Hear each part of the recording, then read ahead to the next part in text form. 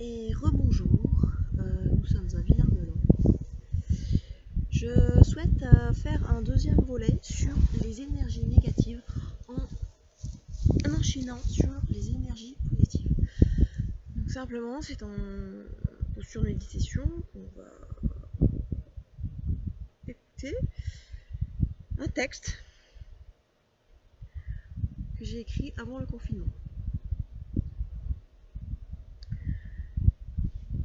Donc, prenez la posture, les mains, voilà, le cœur en main.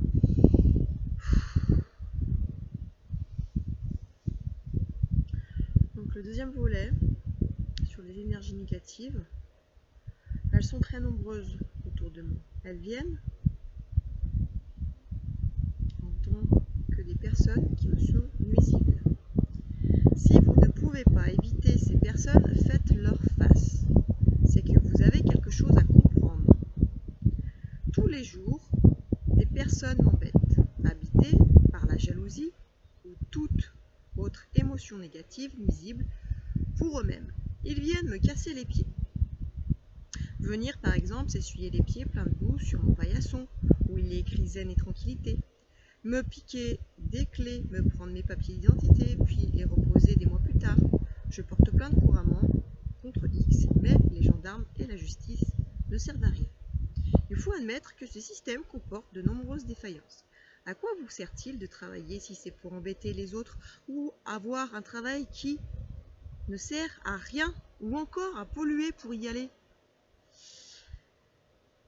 Courez-vous toute la journée et toute votre vie pour une retraite? Vous crèverez plus vite? Qu'allez-vous faire de votre vie? Ça me fait penser, j'ai eu le témoignage d'une personne qui travaille en EHPAD sur ce qui se passe dans ces lieux qui ont pris le virus. Les personnes âgées, on leur donne beaucoup de médicaments. Donc il y a un EHPAD où les gens tombent malades, ils ont des problèmes respiratoires, il n'y a pas de respirateur disponible. Donc ils n'ont pas le droit aux visites. Donc vu qu'il n'y a pas de respirateur, en fait ils mettent ces personnes dans leur chambre. Ils ont bien pris tous leurs médicaments, bien entendu, pour leur tension, pour leur cœur. Puis les aidants mettent un panneau sur leur porte écrit ne pas déranger. Puis ils reviennent, ces personnes sont mortes. Moi j'appelle ça un assassin, un assassinat. Pour moi c'est du meurtre, même pas de l'euthanasie.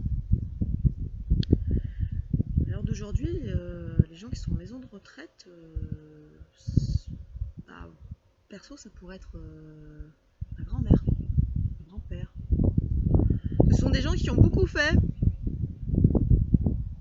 qui ont été élevés avec des valeurs, qui ont éduqué leurs enfants avec des valeurs, même si ceux-là n'ont pas forcément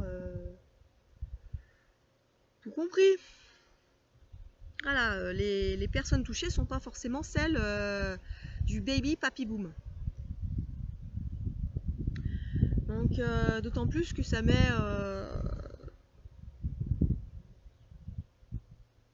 on leur doit quelque chose à ces gens-là.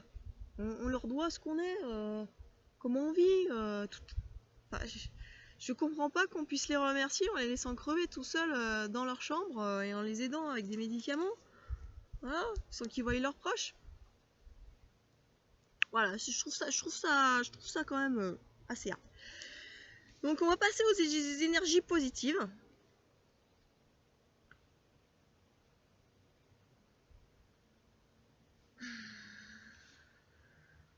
Vous êtes toujours en méditation.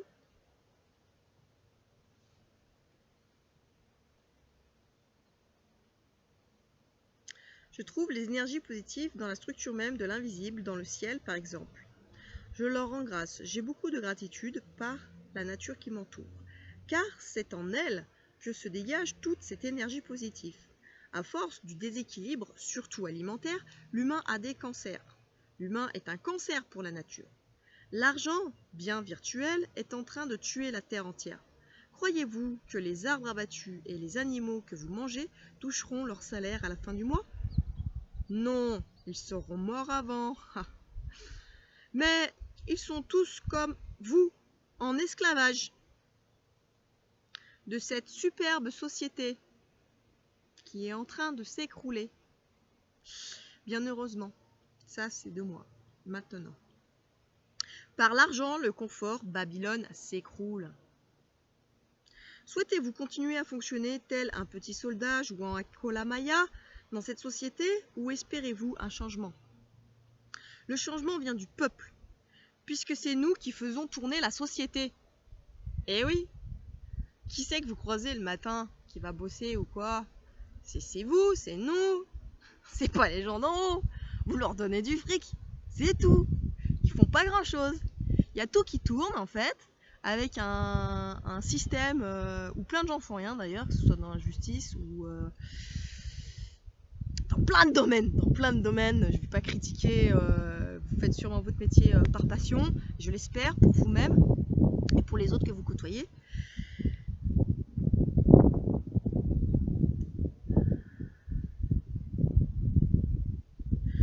Les temps sont au changement. Donc je finis. Il est temps de changer. Commencez maintenant. C'est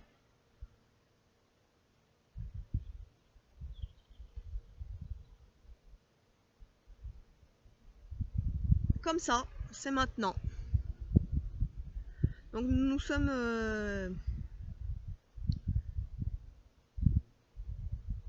dans une occasion unique qui est la première fois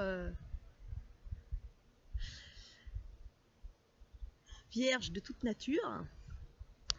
Le confinement que nous vivons mondialement est une opportunité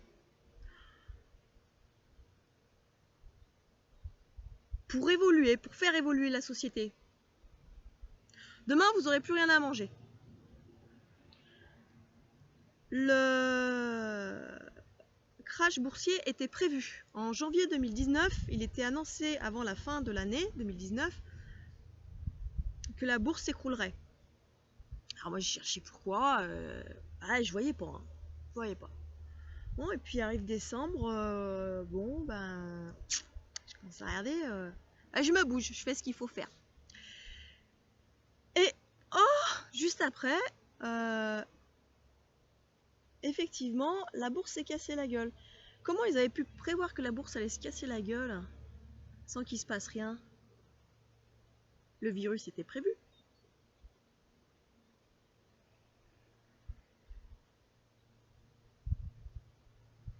Donc, celui qui a de l'argent, on l'a aidé encore à s'en sortir un peu plus que tout le monde.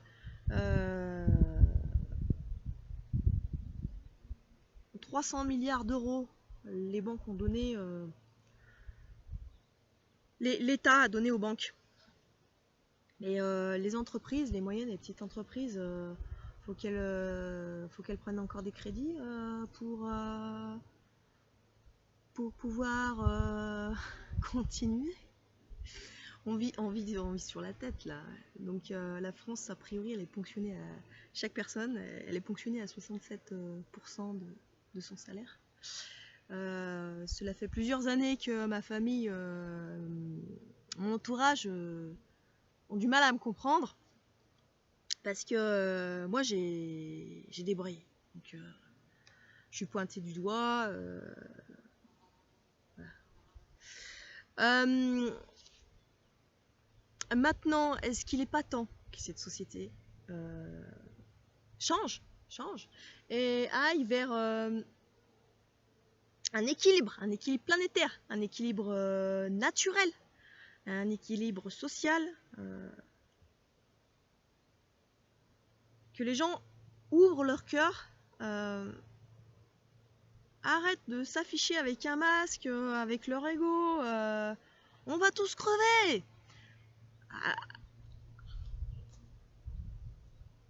Alors, je sais pas, ça vous donne pas le smile? Vous êtes là maintenant.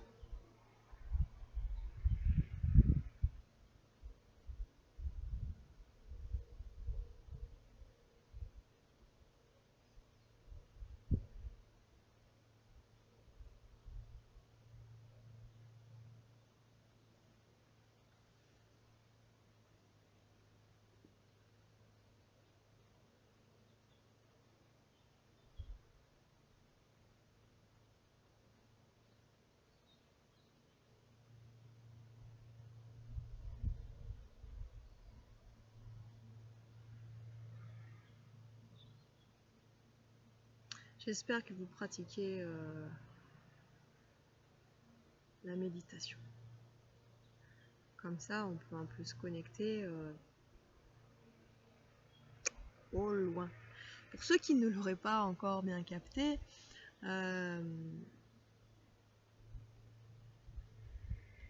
toute équation physique peut être amenée au système ondulatoire. Voilà. Donc, moi, j'ai fait mes études en optique et optronique, entre autres.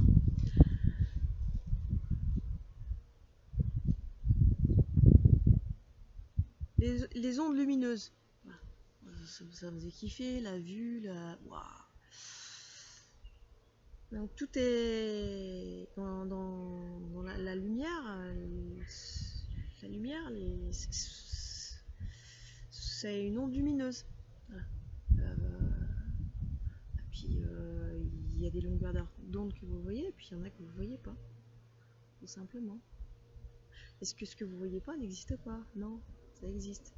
Donc à un moment donné, il faut arrêter de chercher le pourquoi du comment. On le sait depuis longtemps. Les ondes existent, elles sont physiquement, mathématiquement écrites. Vous en recevez plein. Donc effectivement, il est compliqué de les gérer. C'est pas forcément vous qui êtes coincé du derche. C'est qu'il faut arriver à les faire passer de façon zen. Voilà, en posture, ancré dans le sol, relié au ciel.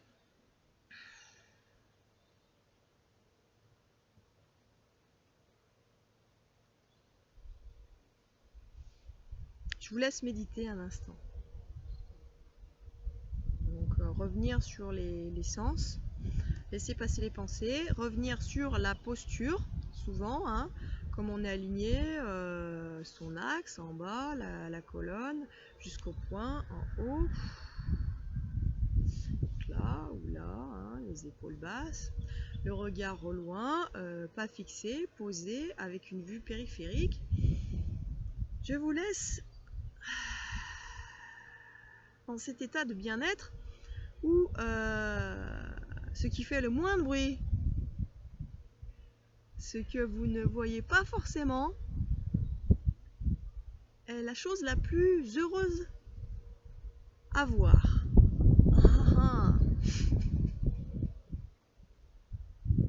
Bonne méditation.